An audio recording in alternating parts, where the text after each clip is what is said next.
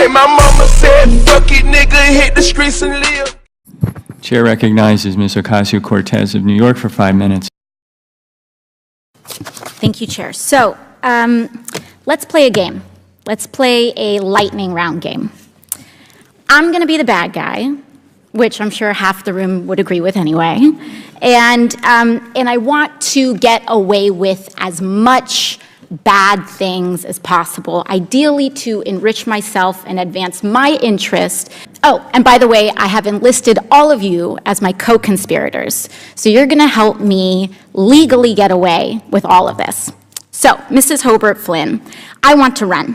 If I want to run a campaign that is entirely funded by corporate political action committees, is there anything that legally prevents me from doing that? No. Okay, so there's nothing stopping me from being entirely funded by corporate PACs, say from the fossil fuel industry, the healthcare industry, big pharma. I'm entirely 100% lobbyist PAC funded. Okay, so let's say I'm a really, really bad guy, and let's say I have some skeletons in my closet that I need to cover up so that I can get elected. You wrote this article, this opinion piece for the Washington Post entitled, "These payments to women were unseemly, that doesn't mean they were illegal." Well, I can't see the piece, but I wrote a piece under that headline in the Post, so I assume that's right. Okay, great. So, green light for hush money. I can do all sorts of terrible things. It's totally legal right now for me to pay people off. And that is considered speech. That money is considered speech. So I use my special interest dark money funded campaign to pay off folks that I need to pay off and get elected.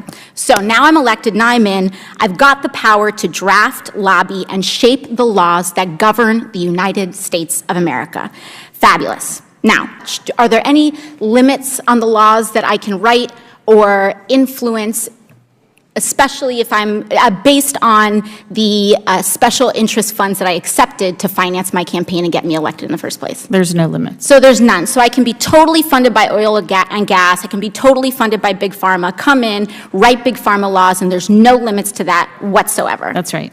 Okay, so awesome. Now, Mr. Mirabani, the last thing I want to do is get rich with as little work possible. That's really what I'm trying to do as the bad guy, right? So is there anything preventing me from holding stocks, say, in an oil or gas company, and then writing laws to deregulate that industry and cause, that could potentially cause the stock value to soar and accrue a lot of money in that time? You could do that. So I could do that. I could do that now with the way our current laws are set up. Yes? Yes. Okay, great. Okay, so my last question is, or one of my last questions, I guess I'd say, is it possible that any elements of this story apply to our current government and our current public servants right now? Yes. Yes. So we have a system that is fundamentally broken. We have these influences existing in this body, which means that these influences are here in this committee shaping the questions that are being asked of you all right now. Would you say that that's correct, Yes. Mr. Marabani or Mr. Schaub? Yes. All right, so one last thing, Mr. Schaub. In relation to congressional oversight that we have, the limits that are placed on me as a congresswoman, compared to the executive branch and compared to, say, the President of the United States, would you say that Congress has the same sort of standard of accountability? Is there more teeth in that regulation in Congress on the President, or would you say it's about even, or more so on the federal? In terms of laws that apply to the president, yeah, there's just almost no laws at all that apply to the president. So I'm being held, and every person in this body is being held to a higher ethical standard than the President of the United States. That's right, because there are some ethics committee rules that apply to you. And it's already super legal, as we've seen, for me to be a pretty bad guy. So it's even easier. Mama said, fuck it, nigga, hit the streets and live.